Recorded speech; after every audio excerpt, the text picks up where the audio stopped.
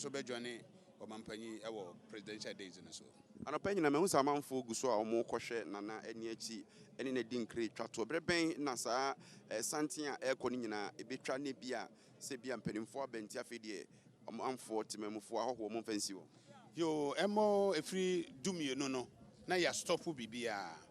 Ebi se yewura wote kokɔ so menim se achekura no bia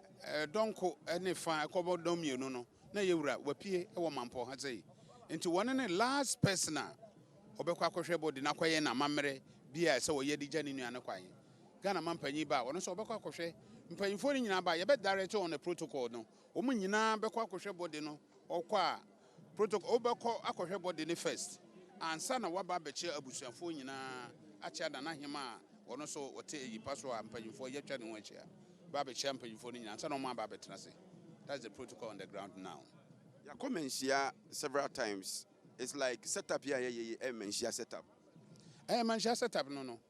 So you were transfer. Mpanyifo abo ne ho dom no. Eno na hu no ano. Let's say utumfo ba wadane krura prekope a odi ne hene eye ne hihye ne bibia wa had said the woman shia. Asante Mamponghene de ba bia okobia obo ne sesen wo ho. Asante Mamponghene nse kosua. Ono ane dia. Enti onya pia nanum onya mpe ba bi obepie no a. Ba bia otimi trase.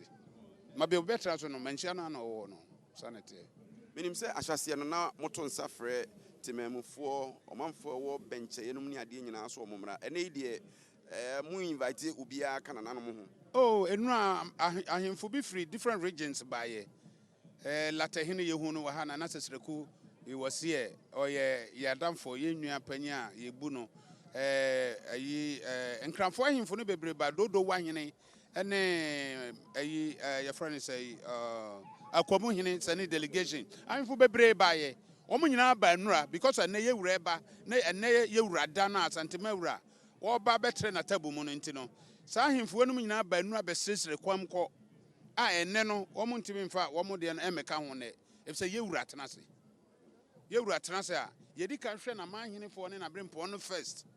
ansa na wahene bi afiri ba bi ba ono so yadwene ne ho ansa tinu asampanyimfo ahemfo nyina abedi omo hene nura members of National House no omo nyina so wa ha omo president no a woda paka mu nti se yewura wa ha obi ntimi na paka mu ne to omo nyina bedi omo hene nura omo bedi kɔ enne de yewura da na paka mu na obeye na Amammer3 atenase sa Asante hene Asante Mamponghene de ehye ne yam yede nkomo ni besi na ebrebe ne beka se ye behwie bibia ene. Okay, se yewura wie na okoye na Amammer3 ne wie a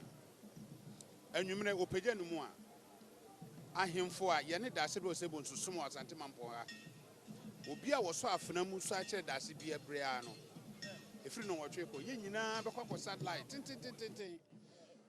na yakosua ya kire dase bre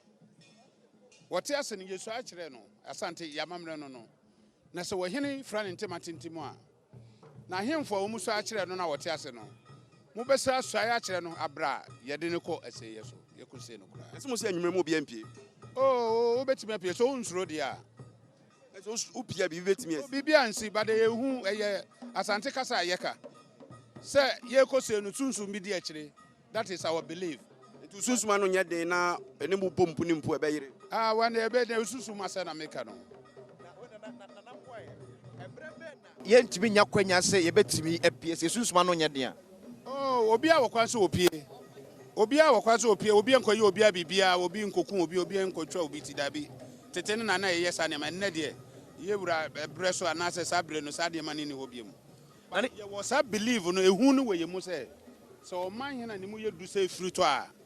obata bia aka ne ba hye se he tetene ne twetwetire nti obi an hye ba ne de sa de ni ho eni ho kra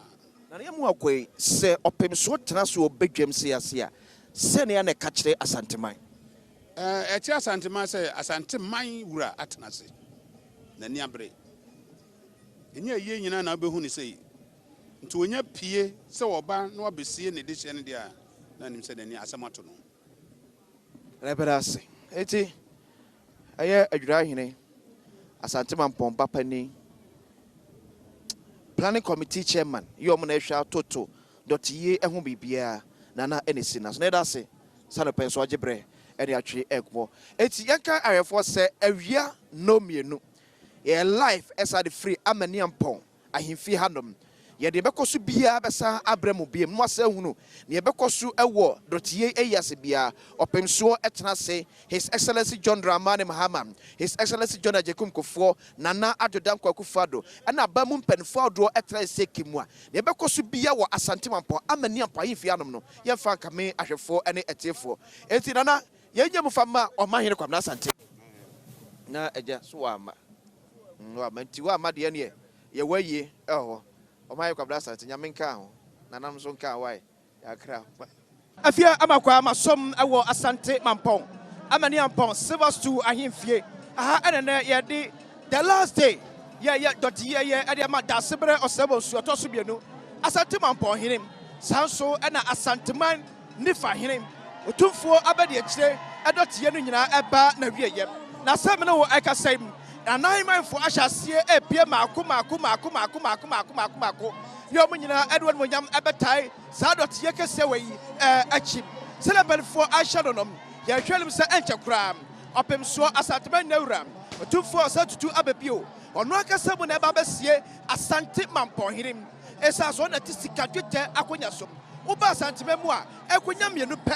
na Asante man ehurom sikadwa ene sikadwete and then you artistic adjute akunya som and an amateur on Sadia first one kura no matua enkomodidi esom and send your kwanyina egu akwam sem and the sadot ye ebetumi akoso asomdwem wa bra basabasa bia esiem and kan Ghana man penin His Excellency John Ajegun Kofoɔ ababedru ayedot ye asem sanso na abamu penfo bi achase enso ebam sanso asabetu bani so a no na no mayfo bi so achase abon tantenim enso atimi abam other diplomats abrofo mechtem ambassadors ye mo gyina mo adema Amammer3 wodo sorom ebupenfo so ahyase ebam ni nyina so wonya woni monyam ene wo fe wo buo ya etwatom ebe ma dasebre osai bonsu ya otosmienum sanso na ye oman Ghana aloyafo ekabam kom mecha Ghana Bar Association ebupenfo so ahyase ebiem ede ebam sanso ana ye magistrate awodo so a ewo ye man Ghana musrom ahyase ebie nyina beka ya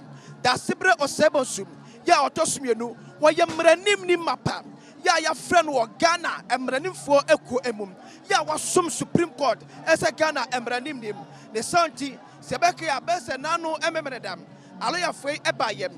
ya niam esefata se otimi ayem ese aloyafo ekwafa so edi asem ewo asem ni bia obedi nyina de hyeda sibre osebonsu ya otosmienu anibonyam enemayfo ahyase eba afia ne yehwe ne mu se amahene bese adwesia ane beba Asante Mamponghene oba Asante mu a amahene mako adwesia ensia ana esom sikadwa kofi ene ba ku ana adan atwem yehwe ne mu se amahene mako bese adwesia ane akirem ebeba na wonyina ade anibuo ane diem abema aye no otisika dwete akonya soom da sebre osebonsu ya otosu emienum yɛhwɛ so hwebe ayere soa no mienu ekosi no mienu empemu na opemso Asante man nyina wura otumfo satutu ababio eso nyina monyam abapie ayo asem enne onna kasa ana ababesom no asie no otisika dwete akonya som si akai ahwefo de a afia bese fihia ohaniem wei ane bredi kan ya otumfo bi asie Mamponghene ewo Ghana hanom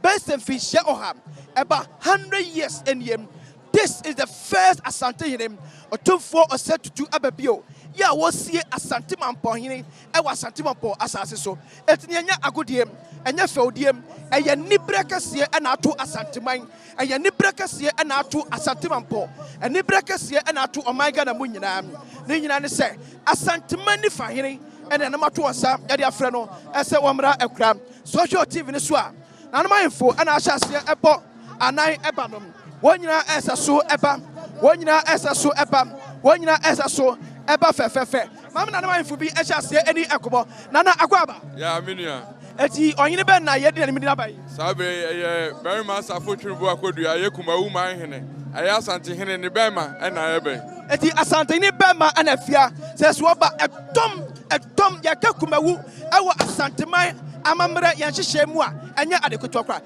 yedi an yehwe enedai ewo dase bradot yase Sabre unim sense ka yakon ne ekwan enka Asante hene be ma on edi dom anim no da kokon enti ne akoba ne se ya ono an safo hene kese sa se Mamponghene atofom ne de eya ni bre na aba kumo ma hene so na ni bre mu no de ba na hwe dom oba ma de ba